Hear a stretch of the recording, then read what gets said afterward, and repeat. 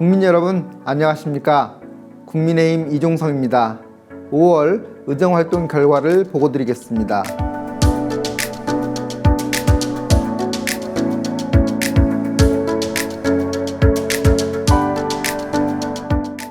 벌써 여름이 문 앞에 성큼 다가왔음을 느끼게 합니다. 기상예보에서는 올 여름도 어느 해 못지않게 더울 것이라고 합니다. 더운 여름 동안에도 마스크를 벗지 못하고 땀을 흘릴 것을 생각하면 조금이라도 더 빨리 백신 도입과 접종을 서둘러 쓰더라면 하는 아쉬움이 있습니다.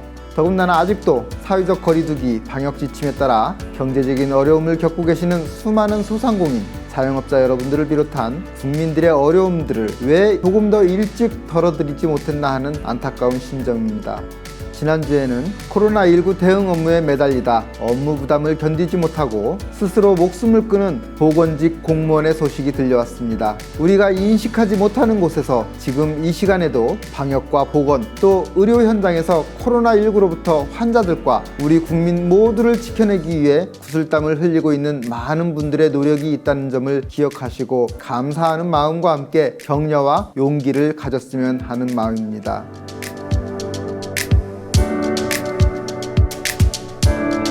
5월은 지난 4월 30일 새로이 선출된 김기현 원내대표님과 함께 4.7 재보궐선거에서 나타난 국민들의 요구를 되새기며 희망과 각오를 다지면서 출발하였습니다.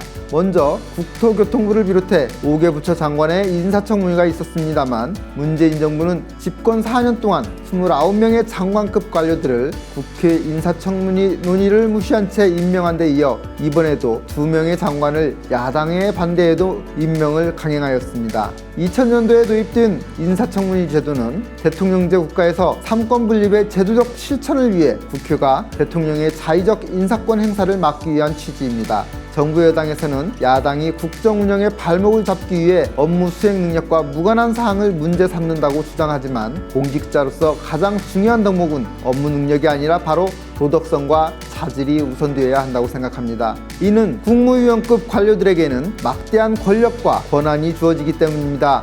이러한 권력을 자기 이익을 위한 것이 아닌 오로지 국민적 이익에서 결정하고 행사할 수 있는 도덕적 기반이 갖춰져 있는지가 검증되어야 하는 이유입니다.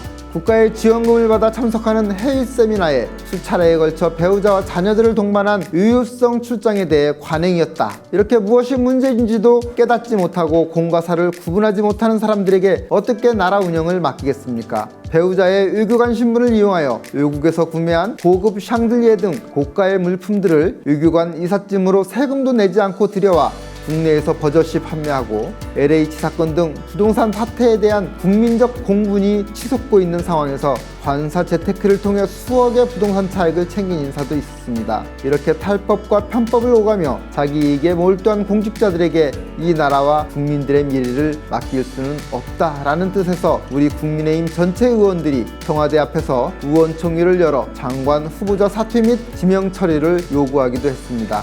이에 못 이기는 듯 한 사람만 잦은 사퇴를 시키고 장관 임명을 강행한 문재인 대통령은 지난 10일 진행된 취임 4주년 특별 기자회견에서 인사청문회 제도의 문제점을 지적하며 우리 인사청문회가 능력 부분은 젖혀두고 오로지 흠결만 놓고 따지는 무한주기식 청문회가 됐다. 이런 제도로는 좋은 인재를 발탁할 수 없다고 비판했습니다. 2015년 야당 대표 시절 야당 무시하고 후보자 밀어붙이는 대통령의 불통에 분노한다고 했던 분과 동일인인지 의아할 뿐입니다.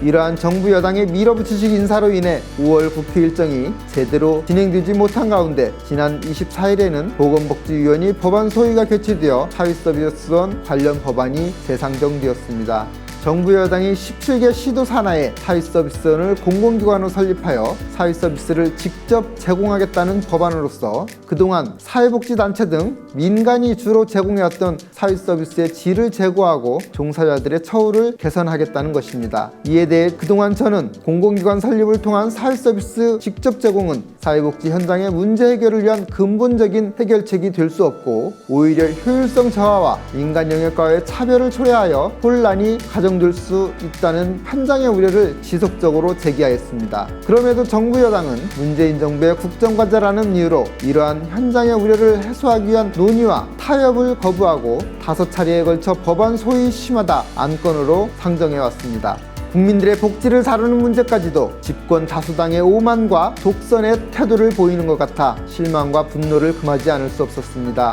특히 매번 몇 시간씩 논의를 거치다 보니 산적한 여타 수많은 법안들의 심의는 지연될 수밖에 없었습니다. 결국 몇 개의 조항을 수정하는 선에서 합의 처리되었습니다만 향후 진행되는 처리 과정과 시행상 나타나는 문제점들을 예의주시하면서 국민들의 세금으로 운영되는 사회서비스원이 제대로 된 역할을 통해 국민들의 사회 안전망으로서 기능할 수 있도록 하겠습니다.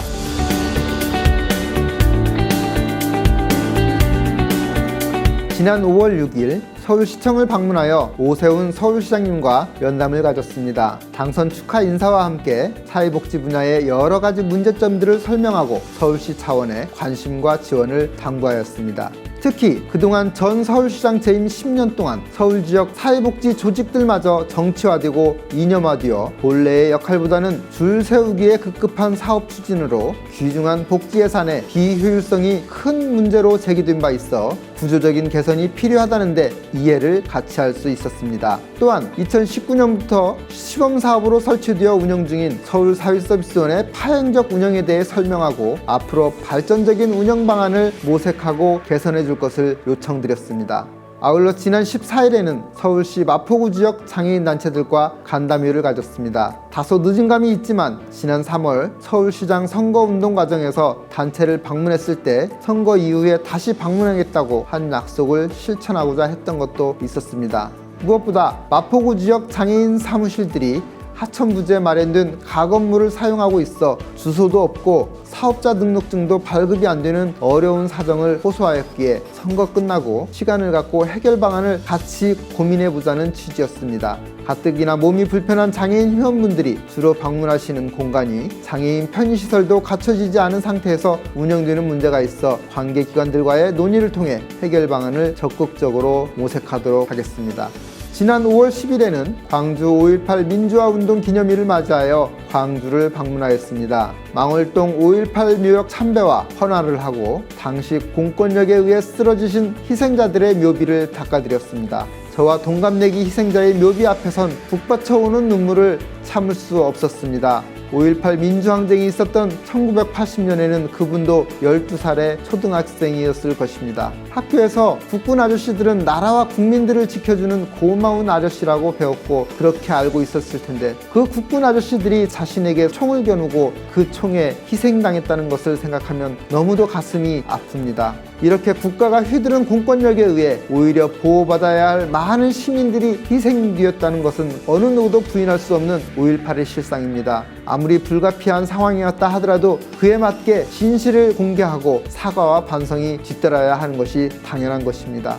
그동안 광주 민주화운동을 있는 그대로 바라보지 않고 정치적인 이해관계로 왜곡시켜온 결과 동서간 국민 분열과 갈등의 가장 큰 요인이 되어왔던 것이 안타까운 사실입니다. 마치 보수 진영은 5.18을 부정하기 때문에 5.18은 진보 진영의 전유물인 것으로 호도되어 정치적으로 이용되어 온 것입니다. 그러나 역사에서 알 수 있듯이 5.18 항쟁을 민주화운동으로 명명하고 관련법을 제정하고 5.18 국립묘지를 조성하는 등 5.18을 국가 차원에서 재평가한 모든 일들이 김영삼 대통령 시절에 이루어졌습니다. 그럼에도 우리 당이 전통적으로 5.18 민주정신을 부정해온 것으로 인식되고 있어 이를 해소하기 위해서는 앞으로도 부단한 노력이 필요하다고 생각됩니다. 또한 더 이상 5.18의 정신을 훼손하는 일도 없어야 할 것입니다. 현재 우리 사회가 직면하고 있는 여러 가지 분열과 대립 또 갈등을 치유하고 국민 대통합을 이어가기 위해서는 가장 먼저 해결해야 할 부분이 동서화합이기 때문입니다.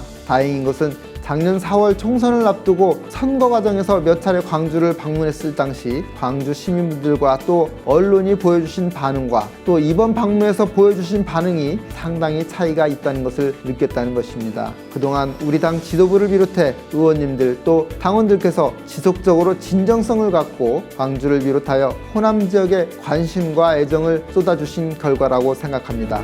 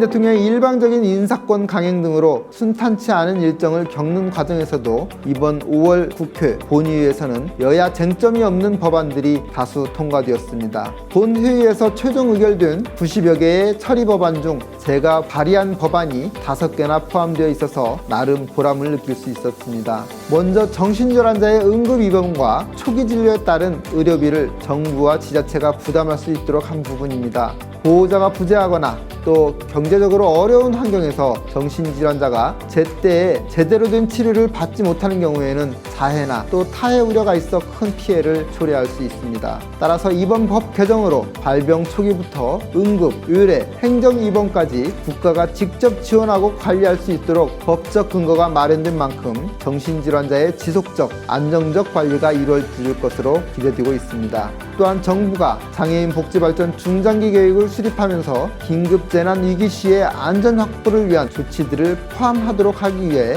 장애인 복지법 개정안을 발의한 바 있습니다. 이 법안도 이번에 통과되었습니다. 대부분의 장애인들이 긴급 재난 상황에서 대응이 어려운 점을 고려하여 정부가 적절한 대응 매뉴얼 개발 등 적극적인 조치 방안을 강구하도록 하기 위한 것입니다. 다음으로 통과된 영유아 보육법 개정안은 최근에 신종 코로나 바이러스 감염증 등 감염병으로 인한 위생관리에 대한 관심이 높아지고 있는 가운데 어린이집 위생관리에 대한 구체적 내용과 기준이 없는 문제를 개선하기 위한 사항입니다. 개정안은 보건복지부령으로 정하는 바에 따라 어린이집들이 위생관리 기준을 준수하도록 하고 있고 또 이를 위반 시에는 각종 제재 조치를 취할 수 있도록 규정되어 있습니다.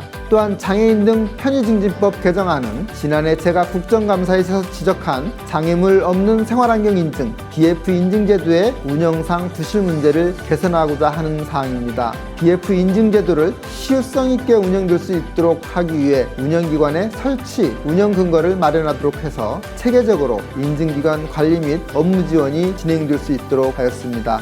앞으로도 제도 개선 사항을 지속적으로 발굴하고 개선해 나가도록 노력하겠습니다.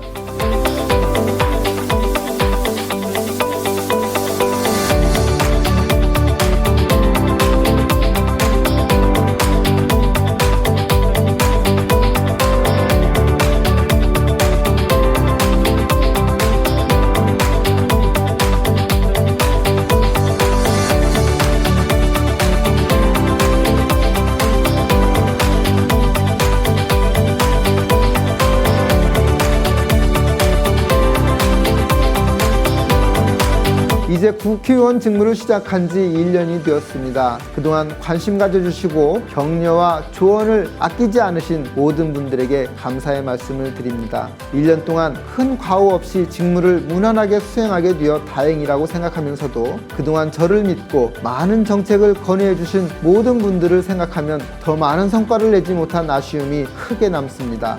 지난 1년 동안이 국회를 비롯해 정치에 대해 많은 것을 학습하는 기간이었다고 생각하며 이를 바탕으로 더욱 왕성한 활동에 매진할 수 있는 2년차가 되도록 노력하겠다는 말씀을 드립니다. 앞으로 더 좋은 성과로 인사드리겠습니다. 감사합니다.